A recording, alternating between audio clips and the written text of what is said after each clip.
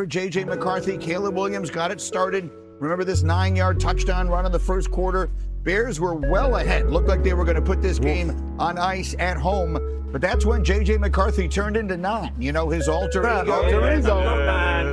He had that huge fourth quarter, made him NFC Offensive Player of the Week. 3 total touchdowns in the final 13 minutes. 2 of them passing, had the rushing touchdown as well, completing the comeback as Minnesota came from behind to win that one by a score of 27-24. Courtney Cronin has this one for us in Minneapolis. Courtney, what's Caleb saying about this Vikings defense?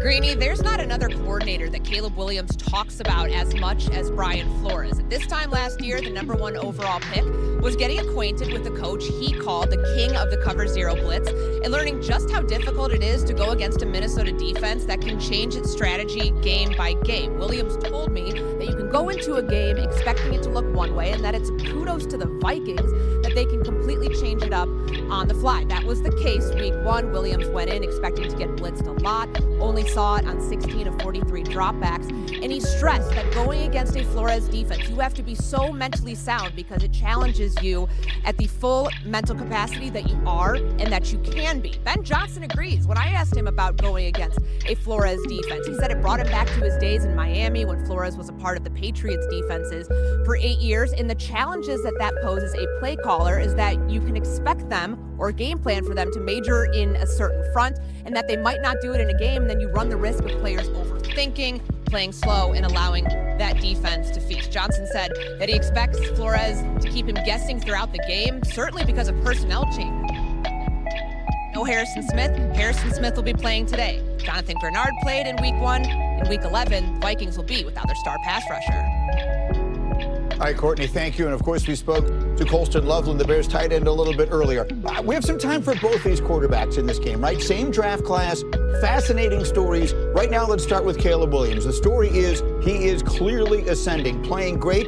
And as you look at the film, Teddy, you're seeing some the highest level comparison that can be made. Yeah, I saw flashes of Patrick Mahomes, of early Patrick Mahomes and everything that he was doing. There's a new headache in the league, and that's Caleb Williams because, I mean, compared to that week 1 matchup, he has progressed so much in this Ben Johnson offense. And all of the blitzes that are coming at him today, that's not the hard part. The hard part is getting him on the ground. So let's play a little sack or no sack here, fellas, because defensively watching this, you're like, oh, yeah, we got him. We got a clean win on the defensive left side right there.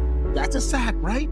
That's got to be a sack. No, he's gone. Caleb is gone. Okay, I got my sack right here, fellas. You're in the defensive meeting room. Got me one? No, he's out of there. And then you get a first down. It's just demoralizing. I hate watching this, actually. So seeing this again, another left side free rusher. Caleb retreats in the pocket, Alex, like does a 360, and look at this. You call a seed. Yeah, that's coming out of your mouth. That's a seed right there down the field. Sometimes you look at it and you're just like, what do we do here, coach? And you hope for answers. And there is no answers except you got to get to this guy and bring him on the ground. Because the longer this play goes, the more of an advantage he has. And what do we always, it sounds like I'm talking about Patrick Mahomes a little bit because he does the same. That's why people forget when this young man came out in the draft, right?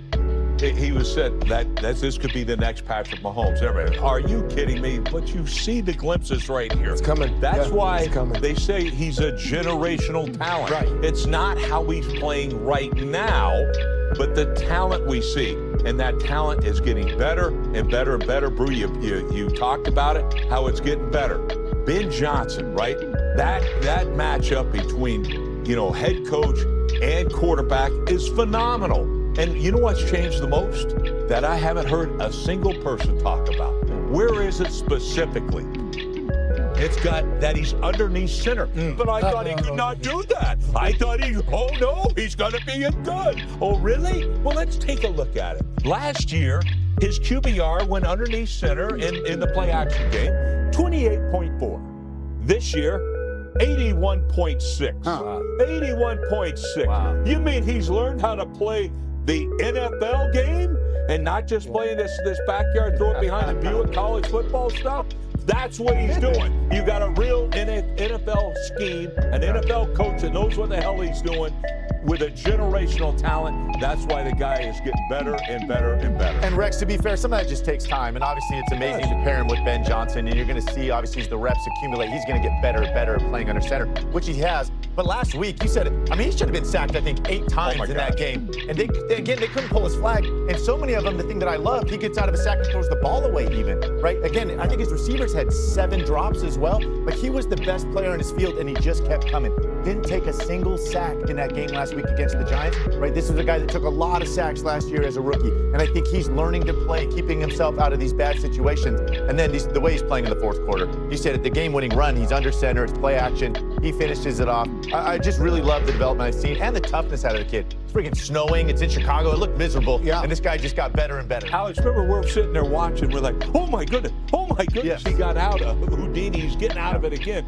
And the other thing, too, is, Alex, remember we're watching. And Mosh, you mentioned they had 6 drops in that game. Yes, right. Yep. 6 drops. I don't want to hear this. He only threw 60% completion. Oh, really? Do you watch the game? Yeah. Watch this guy. Oh, he's not a generational talent. The hell he's not. Yes, he is. So that's one side of the equation. Now let's go to the other. Caleb Williams doing this. J.J. McCarthy, I feel like I'm contractually obligated to remind you he has only started 4 games in his NFL career. But, Randy, that's your team. You watch him as closely as anyone. What are we seeing? Man, you see a young quarterback, and this is me as a pass catcher, just need to understand how to gauge his athletes. Like, they're talking about the first play that he threw to Jefferson week 1. That was a dart. Mm-hmm.